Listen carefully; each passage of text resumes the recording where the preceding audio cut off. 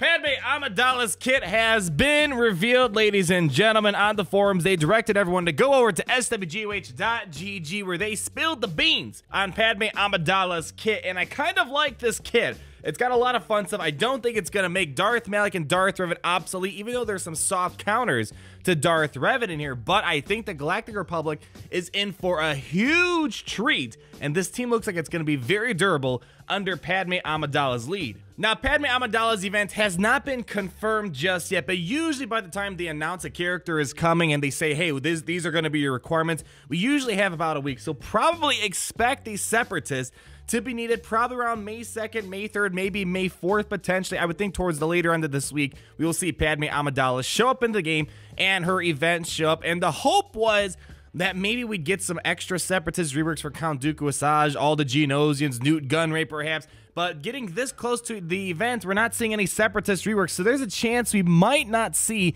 any reworks for these characters anytime soon. And obviously, Grievous and the droids, those are the best separatists right now. They have a lot of synergy, a lot of damage, yada, yada, yada. And if you're worried that you're not going to get Droideka and B1 up and running, I shared this on Twitter the other day where the lead producer talked about the difficulty of the event, because their words for this event is arduous. So it's not the same wording they've used in the past. So basically, it's going to be tiring. It's going to be difficult to some extent. If it's going to be Chewbacca difficulty, hard to say right now, but they're saying right here, this is in response to someone saying, does this event require Droideka to be one battle droid? And Carrie said, it's not a hard requirement, but it will be so much easier with the separatist droids because they're much more powerful, as I kind of stated. Honestly, it's a similar strategy to Chewie, where the newer bounty hunters made it much easier, but shortly after the event started, people were posting proof they'd done it with all the older bounty hunters. We've seen some people in testing pull that off with some of the separatists, and we'll leave it that way for sure.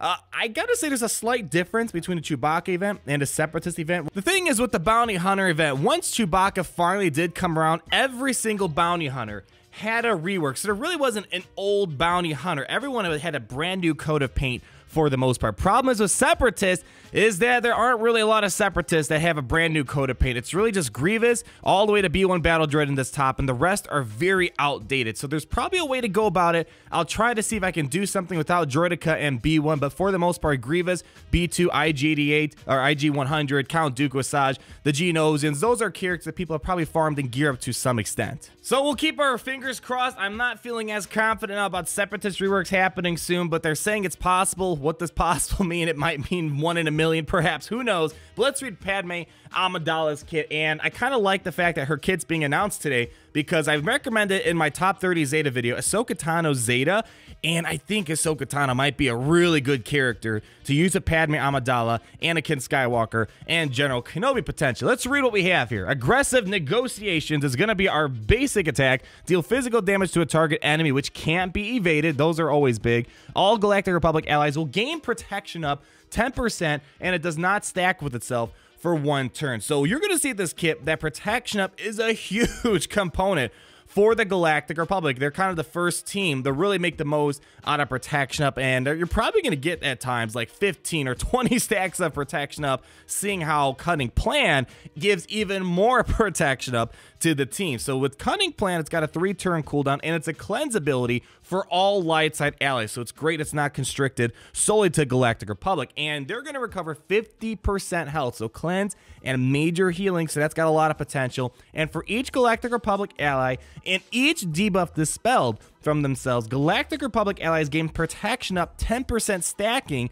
for 1 turn. So you got 5 Galactic Republic allies, so that's 5 stacks of protection up right there. And imagine if Fear just expired and spammed all the debuffs, and Padme uses this ability. That's probably some crazy amounts of protection up, 10, 15, who knows, 20 of protection up that can happen because of Cunning Plan. And the protection up, besides the fact it's a really defense oriented buff, it translates eventually into some offense, as we'll see later on. And this is going to be kind of interesting because one thing about Sith Empire right now is they can't be stunned under with Darth Revan on the team, but Graceful Assault adds something kind of new. You have she can deal physical damage to a target enemy and stun them for 1 turn, which can't be copied or dispelled. So this should, on paper, stun Sith Empire characters because they can't cleanse it off themselves, and then call all light side allies with protection up and Jedi Knight Anakin to assist. So again, it's not constricted solely to Galactic Republic, it's all light side allies. So this gives a lot of theory crafting potential.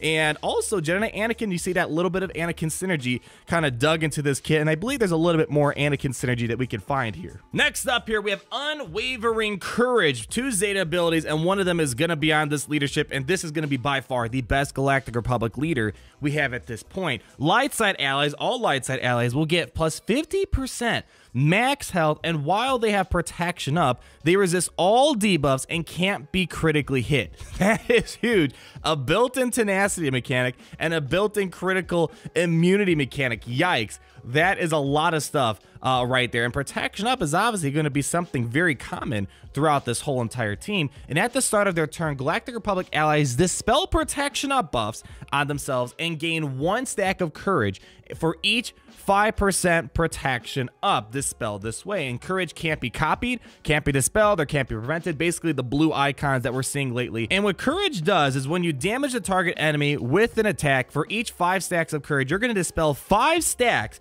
and deal bonus damage equal to 40% of their max, of the target's max health. So when you think of protection up, each of these protection up is giving 10% protection up. So basically every time you're dispelling 1 protection up, you're going to get 2 stacks of courage, and after you get 5, you're going to do some massive amounts of damage equal to 40% of the target's max health. If there's 10 stacks of courage, that means you're going to do 40% twice against an enemy, and then 15 stacks of courage, 20 stacks of courage. And as you see with all this protection up, it's going to be quite easy to get some stacks of courage. So it seems like if the counter Padme, you're going to need probably a nice steady stream of buff dispel, maybe B2, Sign, to keep the control of protection up. You don't want these characters taking a turn with all this protection up and converting it into some sort of courage. So if you stop it, dispel protection up somehow before they take a turn, that's going to be really important, it seems, to control Padme and all these allies getting protection up. And here comes the little cute anti-Darth Revan thing, sort of, and it also has a Zeta, but Padme is going to be immune to fear. So it's kind of interesting they're already adding an anti-fear mechanic this quickly, but keep in mind if you have Darth Revan attack Padme, he can still apply fear to everyone. It's just Padme that won't get fear. And whenever a light side ally loses protection up, they're going to recover 5% health. So a lot of protection up, a lot of health, and at the beginning of their turn, they're going to dispel all this protection up, and they're going to get a lot of health as a result. Wow. That's a lot of stuff going on there. And allies can't gain or lose bonus turn meter. Now, the developers have been on this giant campaign against anti-turn meter things, such as Emperor Palpatine, and it looks like they're starting to bake it into these kids that you can't give them turn meter and you can't lose turn meter. So it's a good thing and kind of a bad thing, I guess, to some extent, but it's good for future balance, I suppose. And whenever an enemy attacks out of turn against a Galactic Republic ally, this is huge right here. That ally gains protection up 10%, does not stack with itself for 1 turn, and it's increased to 40% if Padme is their leader. And this protection up can't be prevented or dispelled. And what I'm thinking right now is that you definitely probably want General Kenobi on a Padme Amidala team, because there's a chance he's going to get this undispellable protection up, and you can't get rid of it because it's undispellable and you can't land debuffs on him, you can't put buff immunity on him. There's a chance he's just going to keep sitting there with his protection up, and it sounds like it's going to be very annoying with Kenobi on the team. And we still got to wait and see about Anakin Skywalker, because they said that Anakin was going to get a Zeta and he was supposed to get some more synergy with Padme Amidala with her release. So I still think this is an incomplete picture. We at least have the kit right here, but we're still missing Anakin Skywalker and what's his Zeta going to offer and how he's going to synergize with Padme. So there's a good chance this team can get even better with what it has right now. But I'm thinking right now they're intending us to, their intentions are for us to use characters like Padme as the lead, Kenobi, Anakin, Ahsoka Tano, and I'm not sure what we do in the 5th slot. There's probably a lot of Galactic Republic options. I think it opens up the possibility for a lot of things, but just seeing how Anakin, Ahsoka, and Kenobi kind of synergize with one another, and Padme is going to be the best Galactic Republic leader right now, I think we're opening up the door for a lot of great possibilities for a pretty solid team. And with the speculation that the Galactic Republic and Separatists and Clone Wars are going to get more content, who knows, this Padme team could become a lot better over time, perhaps. My biggest complaint about this character is the gear requirements. Lately, they've been really adding a paywall to the gear, and we're seeing a ton of these Mark 7 and Mark 9 parts that they're adding here, 150, 150. So if you're gonna get Padme, you're either gonna probably have to drop $100 to just gear her up right away to get just those pieces alone, or you're gonna spend quite a long time to get the pieces necessary to get all these. And it's kind of contradictory. I'm glad someone pointed out on Reddit. When they introduced these brand new pieces a while ago for Darth Revan, they gave us this whole spiel that these 2 brand new pieces have been added to the game and they'll be used by new characters roughly from Gear 7 to Gear 11, blah, blah, blah, blah, blah. And they say that they have this goal of introducing these new pieces to diversify the number of high-value gear pieces and reduce the overall need of prior high-value gear and salvage, such as Carbonti, stun guns, etc.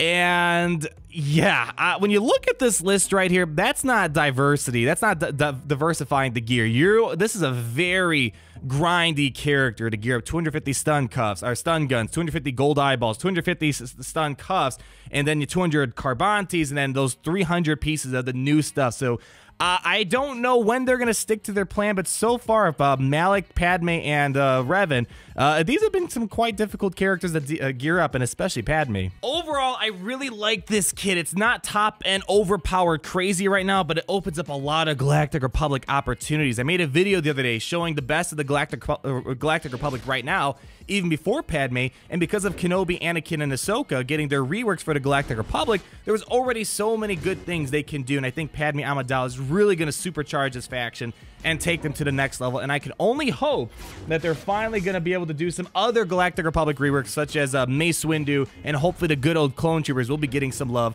as well. Comment down below your thoughts on Padme Amidala and everything else that we're hearing today and seeing today, and hopefully we get the confirmation of the Separatist event soon, and let's hope that you can do this event without B1 and Droideka, because it seems like it might be difficult without it, but as always, we're going to figure out no matter what if we can do without them. Like the video if you did enjoy it, comment down below, and be sure to subscribe so you're not missing a thing, and until the next video, ladies and gentlemen. Party Richter, Party Richter. Get down, down, down, down. Party Richter, Party Richter. Son of a bitch. Party Richter, Party Richter. Get down, down, down.